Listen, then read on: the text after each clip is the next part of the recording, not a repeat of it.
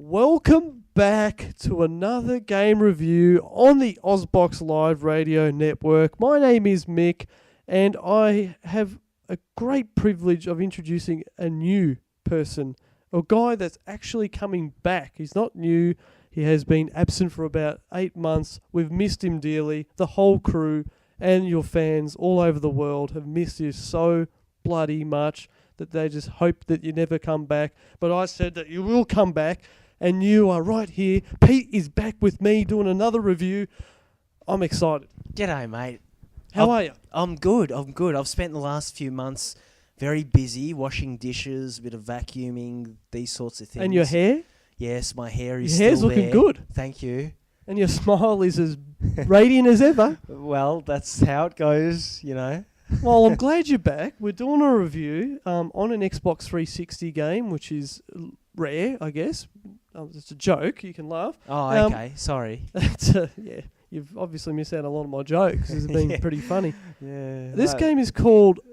I was just thinking I might get back to the dishes. Yeah, good. Good on you. That's great. Unreal Tournament 3 for the Xbox 360. It was originally a PC game and a PlayStation 3 exclusive title. That was one of those games, again, that's been ported over to the 360. Happens time and time again by our good friends over at Epic Games. Thank you for Gears of War. We've had a lot of fun playing that, and we can't wait for Gears of War 2. And the publisher, Midway Games, and this game is running the Unreal Engine 3, like all cracker games as of late have been running, and by God, there have been some cracker games running Unreal Engine 3, and this is one of them. Unreal's got a lot to live up to, mate. It's been 10 years since the first one came out on the PC. That was cutting edge back then. And ever since, Unreal has been synonymous with being at the forefront of game engines. So when you hear that there's a new Unreal Engine coming out, you can bet that you're going to get all these other game developers hopping on board and tailoring it for their own needs. That's right. With that said, we've got the Unreal 3 engine on the 360, and we're playing a first-person shooter. We're killing people. I see your face. I send 3 rockets down your bloody spine, and that's the end of that. Yeah. No, 3 rockets down the spine is always good. A good wake-up call. Good little itch behind the ear for you. But look, it is, for those people that don't know it, like you said, it's a first-person shooter. It's very fast-paced. It's not like your Call of Duty 4 where it is sort of strategic and, you know, dead-eyed dick people out there, the really good shooters. This one, you get a rocket launcher or a flak cannon, you just blast your enemies to smithereens, limb from limb. There's so much meat, like a bloody butcher's shop or Safeway floor. Or Coles department. Yeah, we're trying to plug everyone we can. But seriously, it is vicious. It is intense, you know. I mean, when you load the game, it's very quick to load, and you're right in the action. You're right in the throng of things, you know. I'm trying to hunt down the bloke who just shot me because I want to pay him back. You know, I'm a nice guy. You want to serve it to him on a silver dish, and here's your head with a bloody couple of daggers sticking out of his ear balls. I'm not sure that's a word, but his ear balls.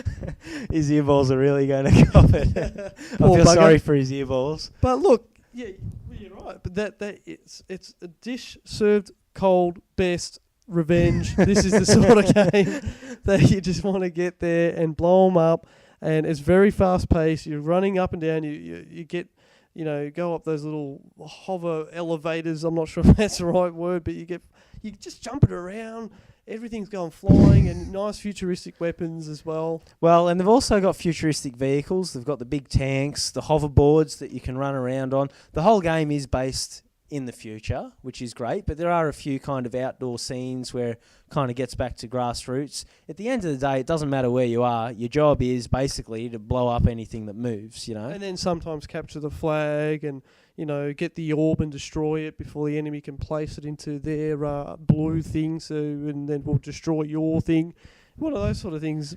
A lot of things. A lot of things. But yeah, look, you're just talking about the graphics. They do look good. It's impressive. Even on my relatively small TV. No, well, for all the listeners out there, it's just a 68 centimetre tube thing. So yeah, it's nice not one of the big bad boys that you can buy.